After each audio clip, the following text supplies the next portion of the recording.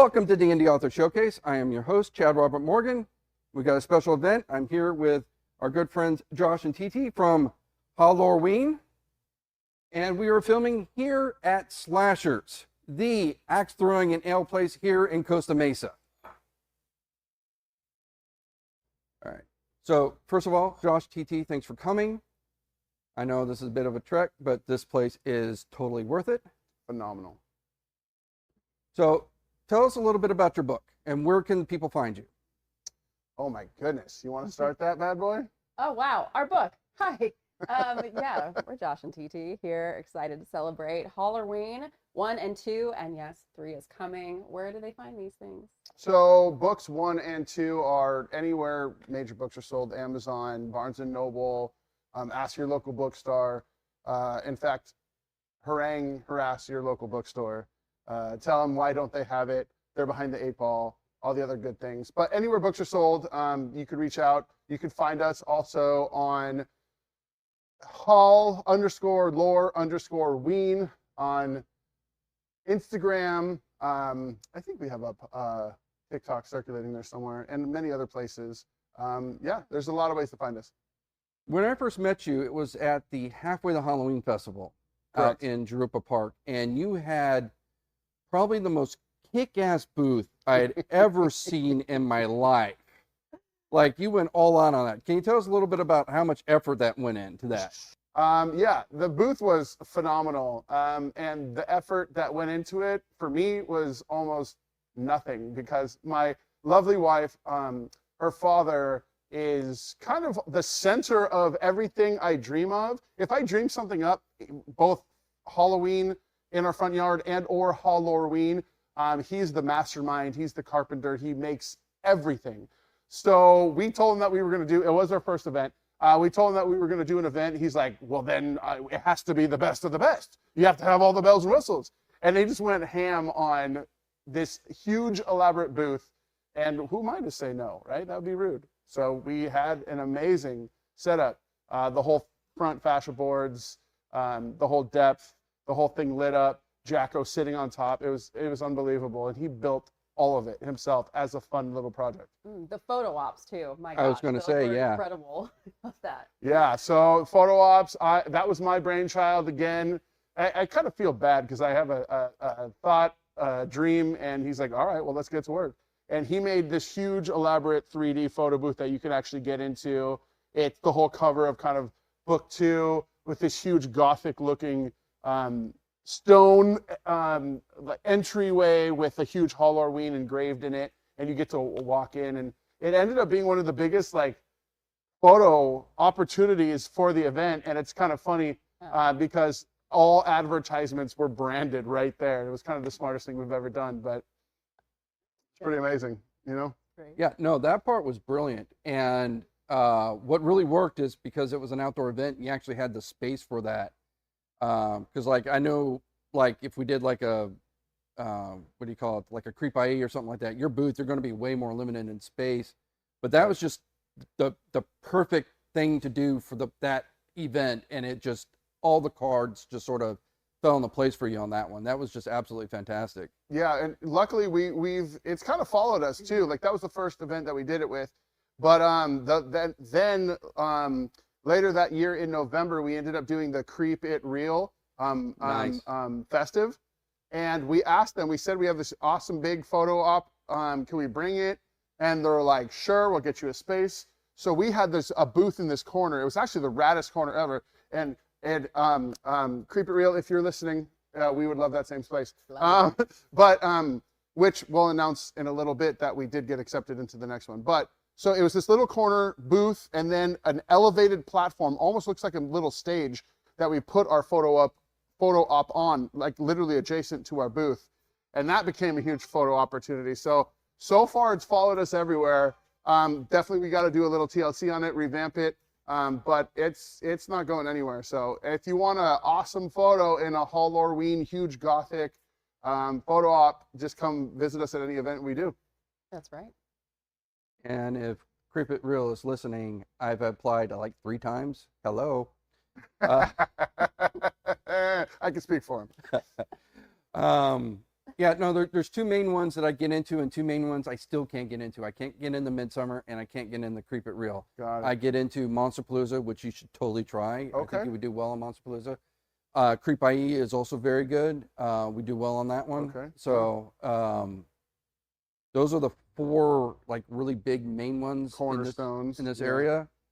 So right now I'm batting 500. So I'm trying to get in the other two. Okay. Hey, there you go. 500 is a good batting average. So okay. Speaking of marketing, because this is where I need to start taking notes from you, because Yes, sir. you've done some. How did you get on the KTLA morning show? Sure, I will tell you. But I will say, listeners, tread lightly because I don't want to harass my only avenue. It was Fox, yeah. So the show that we were on It wasn't KTLA? no, No. it was Good Day Good Day LA LA, Plus. okay. Good Day LA Good call. Plus. Yeah. Okay. So the way we got on Good Day LA Plus was that it was actually authentic. So my lovely wife does all of our socials, does our marketing, does our merch, and she was just on a tear collecting all of these people. We were getting all these followers, and we're a fan of the show. I'm going to say again, we're a huge fan of Good Day LA Plus. That's our show. We watch it. But we noticed on Instagram that Amanda Salas followed us. So Robin, my wife, had a fangirl moment because she absolutely adores her. And then she's like, you know what? I'm going to shoot my shot. And ends up sending her a message. And like within days, we got a message back. She's like, looked at your content. You would be a really, really fun guest. And I said, name the day and time. I will move mountains to be there. Like, you tell me when.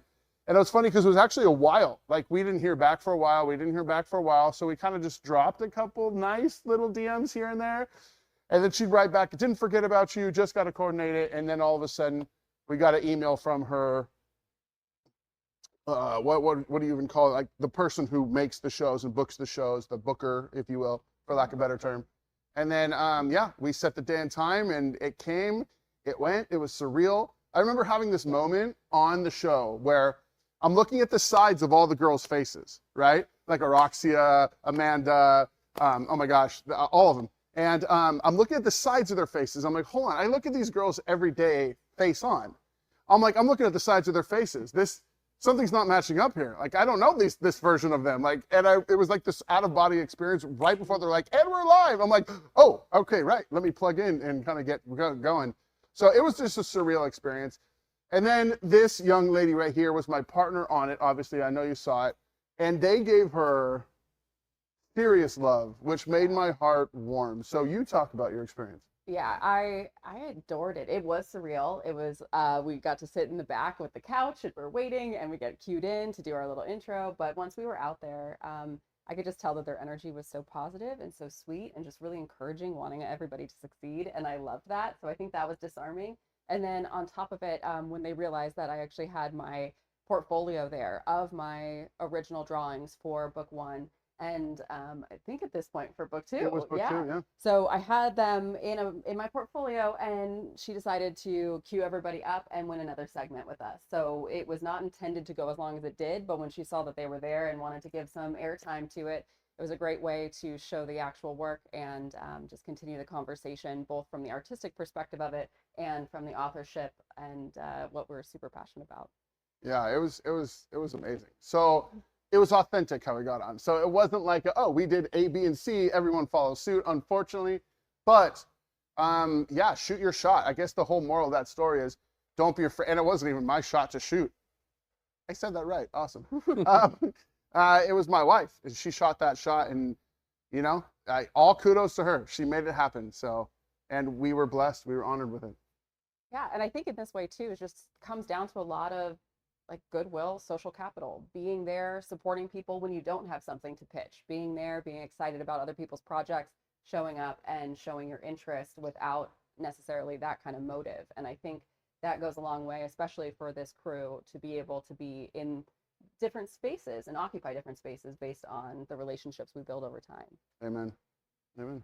Well, I will testify the goodwill you guys earned back at halfway to Halloween because it rained overnight and our tent became a mud puddle.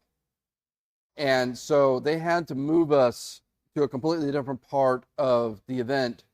And Josh was one of the people that are just like packing stuff up, carting all of our stuff. And I mean, it took my wife and I like a couple of hours to set up initially. I think we moved everything in about 15, 20 minutes. We just, I mean, Yeah. and it wasn't just Josh, it was the people at the event, some of our other neighbors pitched in, but you were like definitely just like, let's get it done, let's get in there, and you were just right there. Yeah, it was a conga line. It was just like, not a conga line, conga line. Dun, dun, It dun, was, dun, dun, it was, dun, dun, dun, dun, dun. it was a party, guys. Why weren't you there? No, You make it always a party. no, it was like a conveyor belt. It was like help me out here. Like a Assembly fireman line. Thank you. Yeah, there you go. From the back. And it was like an assembly line, just being passed down and setting up and making sure that you were good to go. It's lost time. You know, we wanted you guys to set up, and it is, man. It's all about community. I can't speak about this myself because it'd be awkward, but I think she can speak about, like, I want everybody around me to get raised up. I want everybody who comes and talks to me that at the end of the conversation, you're 1%, at least 1% better than you were before you started talking to me. So I saw a guy in need, you know, a new friend in need, and there's no way we couldn't rise to the occasion, you know? Yeah. Well, this was actually the whole motivation for the podcast in the first place, because I was doing WonderCon, and that is great for indie publishers because the small press tables are relatively cheap, and there was just this whole area of the convention center that was just all of us working independently, trying to sell our books across all kinds of genres. And just the thought was, instead of each of us hacking away on our, why don't we try to work collectively? Hacking away. Go on. Why don't we try to work collectively? And that's the purpose of the podcast, is to bring voice to quality indie authors, which of course, Hal-Lore-Ween is definitely quality, because we did award you the second place for Book of the Year. Much Thank you. obliged. Thank you, More, thank yeah, you. that was such a humbling moment. We celebrated that. We got to be more verbal with how we celebrated that, but or not verbal, but more out in the open. But we all celebrated that huge. So thank you for awarding that. That's awesome. And for the record, we gave first place to Jennifer Milne. She's racked up like 4 or 5 other awards for that book. So that was some stiff competition For right sure. there. Absolutely. But I did kind of gravitate more to Halloween just because it's more my wheelhouse. So I enjoyed it more, but I was like, I gotta be a little bit more objective. Non-biased, yeah, Not- for sure. Try to be non-biased, and then you're trying to be like not overly non-biased and Of not course. overcorrect. So Of course. but no, I thought it was really great. And I think, like, I myself, when I'm working the booths, I get a lot of kids. So what's the age range? Yep.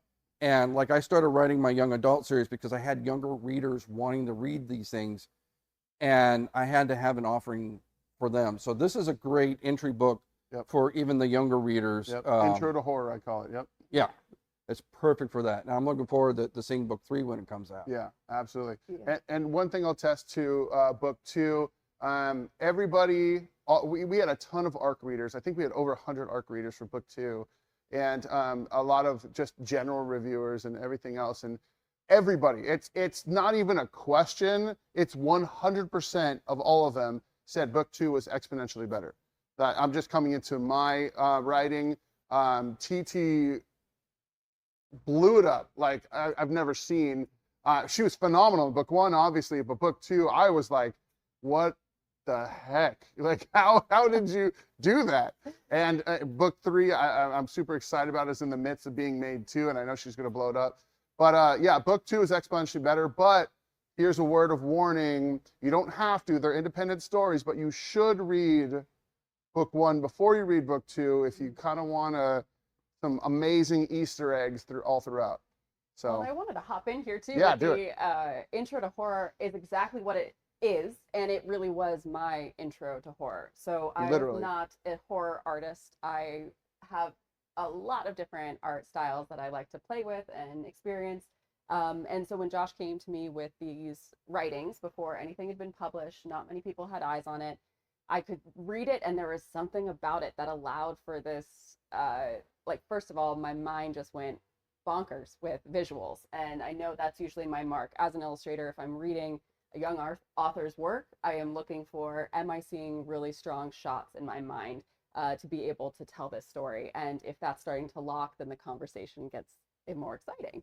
And with that too, I found that there were so many of your twists and the way that you were able to write in a way that allowed for excitement, enthusiasm, a little bit of creep factor, but did not push me over the edge when I wasn't ready. It was important to me. Now, 4 years, I'm in it. I'm so in it. I'm falling in love with genre, and I have been spending this last year. I corrupted her. Ha ha ha. Going deeper and darker and darker and darker. So I have to say, though, it was your work that was a safe space for me to play around with this idea, and also knowing that these drawings, they might on their own be really creepy, but then when you read these stories, there's just something else, a different quality to it that transcends spook for spook's sake. And I think that's something that I really love about your work, and it doesn't necessarily fall on those tropes exactly. So book 3 too, as we've been developing and doing our think tanks, there's just more involvement. I feel like I have more of landing here to just,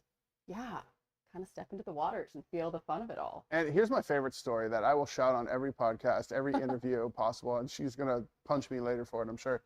I'm just kidding. She's not violent. But when she was making, if you remember book 1, there's a poem called Mr. Wolford, right? And he's the guy creeping, like peeping through like the window, and white eyes and long white hair. She was making that illustration, and it was up because she was in the middle of making it. She said, and at night it was like staring at her, and she couldn't go to bed. She had to like cover it before she could close her eyes and actually fall asleep. She's all, nope. So her own artwork was creeping her out past the point of being able to sleep. So yeah, definitely was not into horror at all when I met her.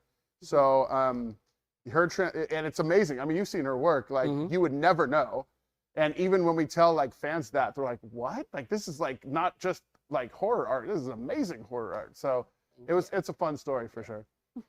So if you're covering the art, that tells me you're not like painting in Photoshop. You're more, tell us a little bit about your workflow. It sounds like you're more traditional, and then I guess at some point you have to transfer it to the print. Yeah, great question.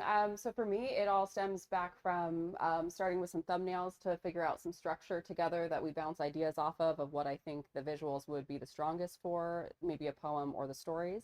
Once we lock in on that, I go with hand-drawn charcoal. So I am just all charcoal rubbing, erasing, and letting it build that way. There's really little to no digital element to it outside of scanning and getting it to print. So absolutely no AI. No Zero. AI. Yeah. And honestly, this is kind of a fun area where I'm noticing a lot of the horror scene really loving the authentic expression of humans interacting with that feeling spectrum and getting something out from there. So to me, having this stay in that integrity, and no hate for it, but just in this arena for me, it's really a part of my experience. And the joy of getting to be an illustrator is to be a translator for Josh's words and message. And so I think I can't untangle that part, is that it's my pleasure to get to feel through that and figure out what that's going to look like on the other end, and allow some of your visions through your words exist in visual space. And let me jump in there too, because I feel like in our industry that word can or cannot be very taboo, right? The whole project and when we created it was my obsession with Halloween dumped onto a page, not like a digital version of a human's like interpretation dumped onto a page. So I was pretty adamant about no AI. That's why I have one of the best editors in the world, Lee. If you're listening, you're phenomenal. She's the one that does what AI could ever possibly do, but in a way that I don't think AI could ever touch. So like I write the stories, my editor is my rock writing wise. So it's just us, it's all people, it's all human.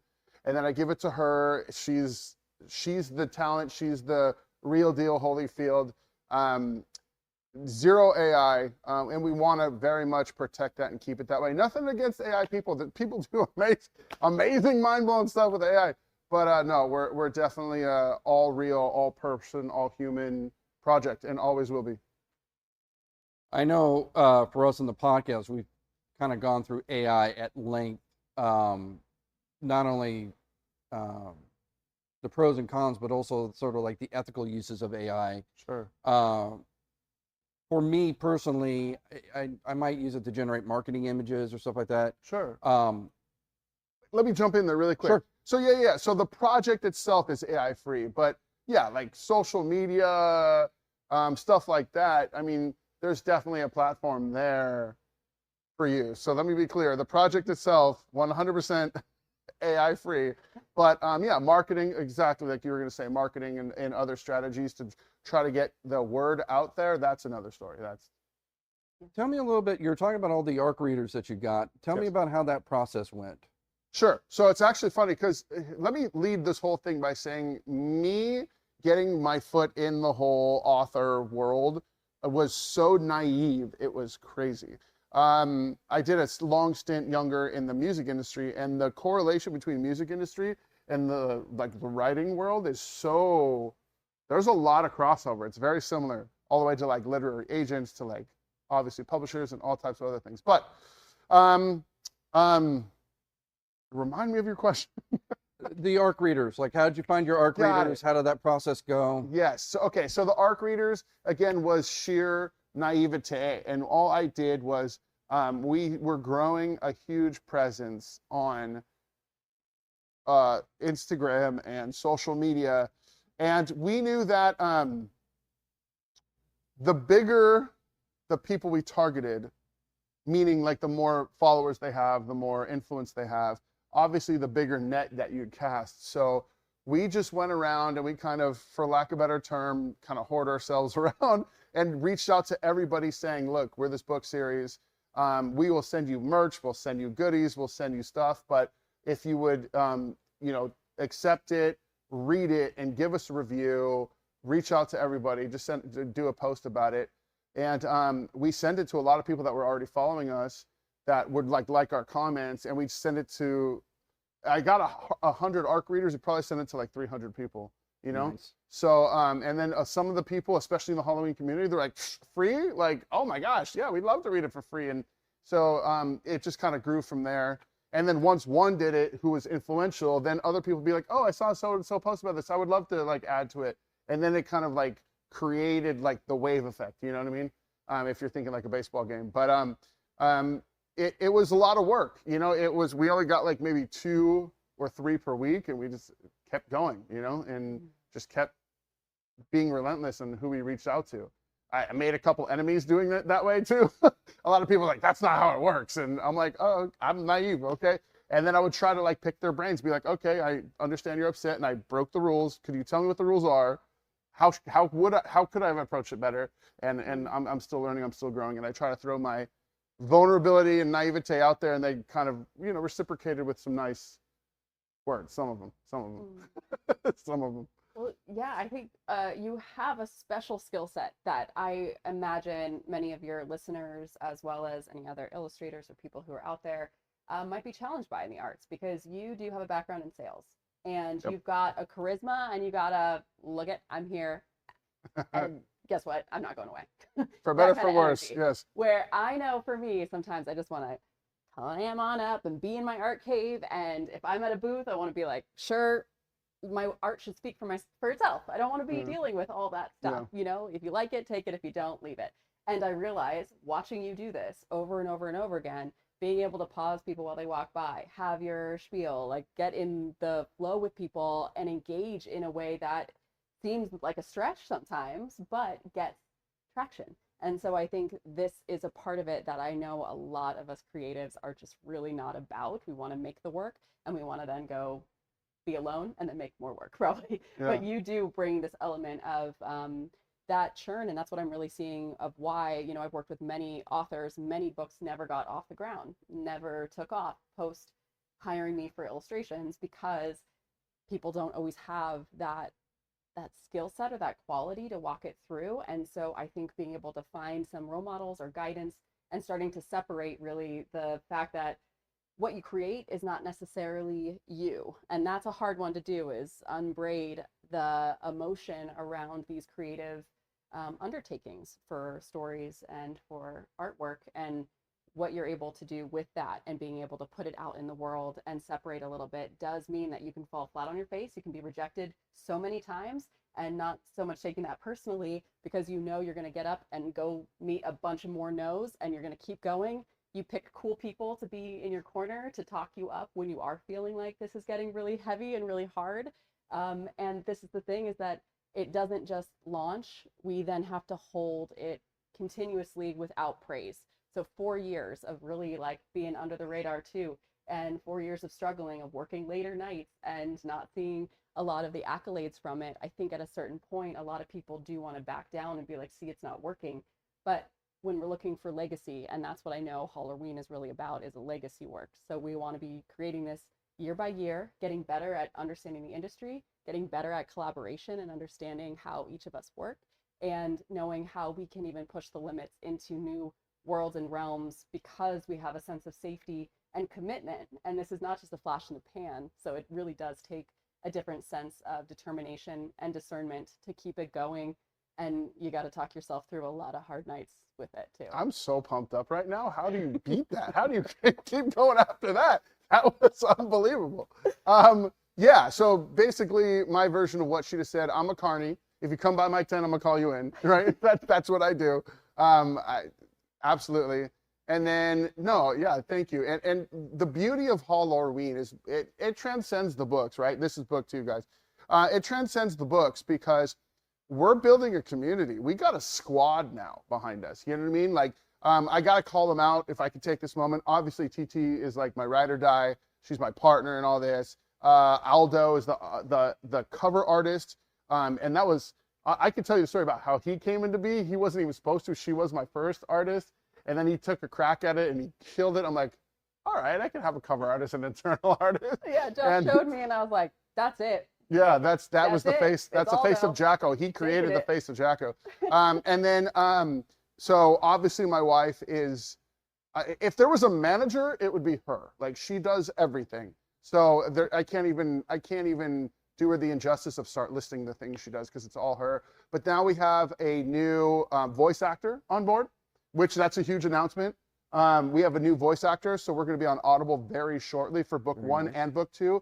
And he's already on board for book 3. So I'm even hoping that when book 3 is released, maybe we could do a co-release at the same time. So it's just all up there. And he is talented. So Menjivar, if he's listening, or if you guys get a chance to find him, insanely talented voice actor. He gave us some samples of the voice of Jacko, and our skin was crawling. We're like, no way, let's go. It was such a cool moment. And then, of course, Lee Freiling is my, is my editor. And then we have a couple more people we're getting on board right now, a street team, like manager, who might take over the whole street team element to really start pumping social media and everything to the next level. We are getting a squad, and these are my rider guys. Look. We have sense now too, yo. Yes. Oh, we do have sense. Absolutely. The collaborations that we're doing. I don't know if you saw that. We collaborated with Witchy Hollow Co. Megan, we love you.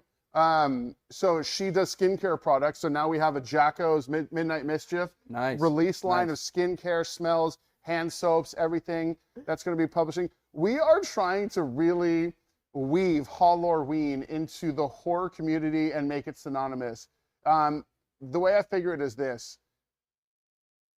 I love you so much, R.L. Stine, but somebody needs to take on that torch after he's done, and why the heck not me? I'm just saying. So I'm trying to carve that space in the fabric of horror for us. And that's what we're doing. So final question. Okay. How awesome is this place?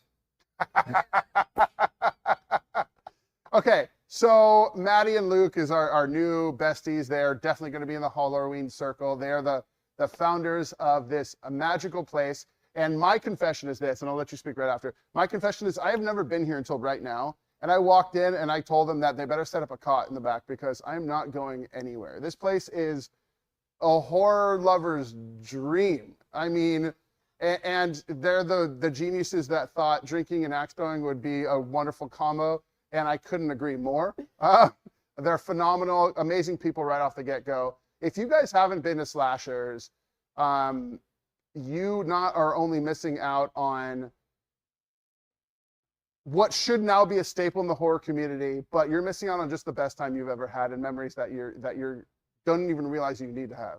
Yeah. Oh man, the amount of details and the art and the throwbacks and Easter eggs. I am struggling to stay focused, but I love it in here, and it's so exciting. So the other thing is, we are here where Tiny Tina got her start. I grew up in Costa Mesa for the win. Hello everyone.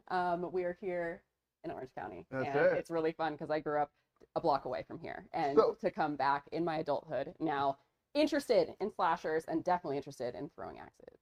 So, make a long story short, Chad, this place is more than amazing. Amazing would be an understatement. And again, a huge shout out to Maddie and Luke. Yeah. And their league night starts in April, correct? Right. The Purge night will be probably after we air this. That's right. And then the tournament starts in April. And also in April, you have your halfway to Halloween event. Yes. And Maddie's making a very convincing case that our next book release party should be done here. So maybe we'll meet you here, everybody. I wanted to do my book release for Fear here, but I was too damn broke. I was really hurting for money at the time. But I loved your release party. Your release party was halfway to Halloween. It pretty much was, yeah. I mean, that was the first time epic. Fear hit the shelves, yeah. That's epic. That's I'm going to try to. Oh, and if I could plug, I don't know if I said this already, but book 3 is going to be coming out late August, early September. It's going to be even better than the other 2 books, I'm hoping. It's up to you guys. I'm so proud of the stories we wrote. And spoiler, maybe a little bit, you might find out in book 3 that many of these worlds might not be tied together in a huge universe way that will make you realize just how big this universe is. I might be trying to create like the Star Wars of like horror, but like we'll see. Maybe not. It's huge spoilers. My bad. Sorry everybody. Yeah, Chad, I want to thank you so much too for giving us this platform and this opportunity, especially because I think isolation is another huge challenge within the creative field and within people wanting to express, not sure what's normal, what's not normal. So just really bringing up to the surface the things we struggle with, the stuff we want to learn, the more we get to be together and highlighting each other's gifts, not trying to compete in that way, I think is just really what we're also about. So I really appreciate you seeing that in us and wanting to give us a space to highlight. Yeah, united we stand, divided we fall, right? Exactly. And before we end this, you wanted to ask about Barnes & Noble, which I'm also willing to. Yes. I'm also willing to give the keys to the kingdom if I can without burning my own bridges. Sorry, Barnes & Noble, but we are shouting you out. Okay, so you wanted to know how we got carried in Barnes & Noble, correct? Yes. So Barnes & Noble is I don't know if they want us to air their business, but I mean, this is the Indie Author Showcase, right? Right. So, so Barnes & Noble's interesting. So the easiest way to get carried in Barnes & Noble is this. When you're submitting your book on to them or through Ingram or anything, it has to be deemed returnable. Yes. That's the biggest thing that we've came across because we wanted to do book signings. We harassed every single Barnes & Noble in Southern California, and they were all like, okay, let's take a look into it. We're going to get your information. We're going to go back and forth. And I would say 80% of them said, well, because I'm with a very small horror publisher. They're phenomenal. I can't say enough good things, Castlebridge Media. Like, you guys are awesome.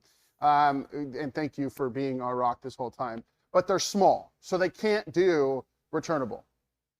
So most of them won't carry it. There was one, I won't say the exact one just so they don't get harassed, but there was one that I just walked up and I talked to one of the managers, and he was cool. He was a horror guy himself. He's like, young horror, we need more of that. I'm just ordering it right now. And he just ordered it on the spot. We're like, oh. And the funny thing about that is that was the first one we went to. So I thought it'd be that easy everywhere. Nope.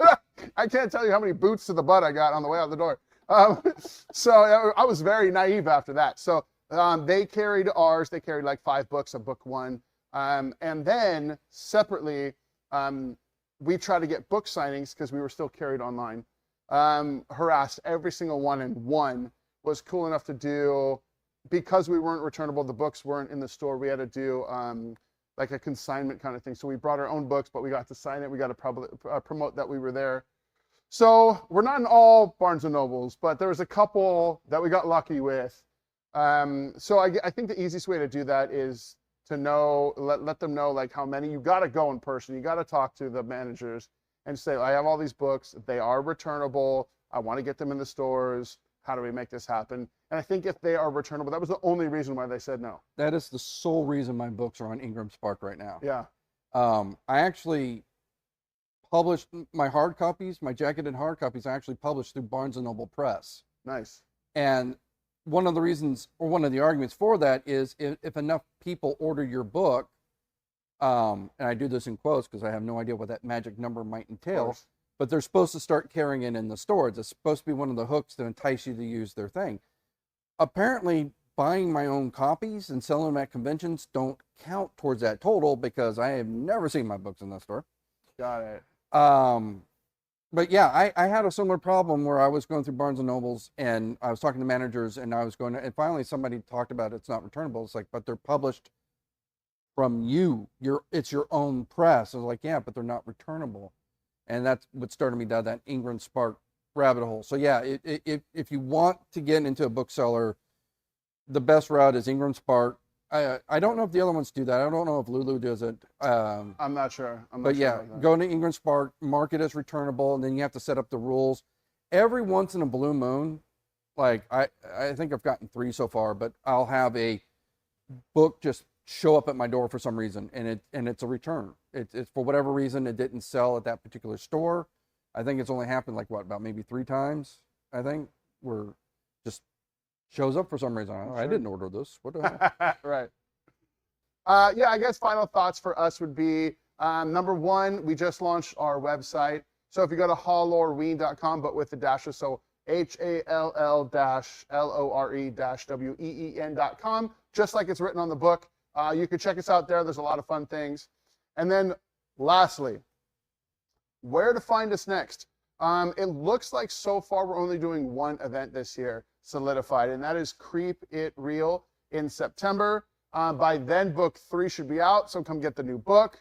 Come get a signed copy from both of us, some dual signings, meet and greets, whatever you want to do. We just like to shoot the, you know what, I don't know if this is a cuss show or not, shoot the SH blank blank. Come hang out with us. Come hang out with all the wonderful people there. And maybe we could get you in by then, who knows. Yeah, come get some merch, and we got some signed art prints and photo ops. I'm going to go finish fanboying with Chad right here. I absolutely love him. I love his stuff. So if if you're watching this, you already know about how amazing Chad is. So. Well, we can't come to Slasher's axe throwing and ales without doing some axe throwing. What do you say we go kill some zombies? Let's go throw this bad boy. Let's go. Let's go. All right. Shadow stretches and night descends. Whispers creep where courage bends. Every step extracts its toll. Slipping grip, unraveling soul. Face the fear, let it take you. Don't let the terror break you. Some find strength, some will fall, but the fear will rise and try to claim us all. Hey! Heartbeat pounds a frantic drum, paranoia overcome. Eyes reflect a dying light, clawing through the endless night. Face the fear, won't let it take you. Don't let the terror break you. Some find strength, some will fall, but the fear will rise and try to claim us all.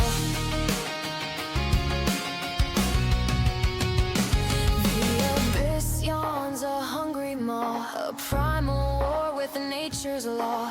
Few escape its choking clasp, every breath a desperate gasp. Face the fear or let it take you. Don't let the terror break you. Some find strength, some will fall, but the fear will rise and try to claim us all. Well, again, thank you for Slashers for having us. This has been a wonderful episode of the Indie Author Showcase. This is the first time we've done an on-site like this, Fantastic. and we've had a ball. More than, Yes. yes. Thank you so much. Yeah, thank you. I couldn't thank you enough, man. This place is amazing. You're amazing. Thank you for everything. And you look at all the horror stuff around here, and all, like they got the Necronomicon, they got. I've been looking at the little doll thing. I remember seeing that when I was a kid from that movie, where she got. It's like it is so rich. It's like hopefully they didn't bring anything in with them when they got these things. You mean like you hope this place isn't haunted? God, I hope not. What the? What the? What's going on? Ah! Whoa! Whoa! Yeah!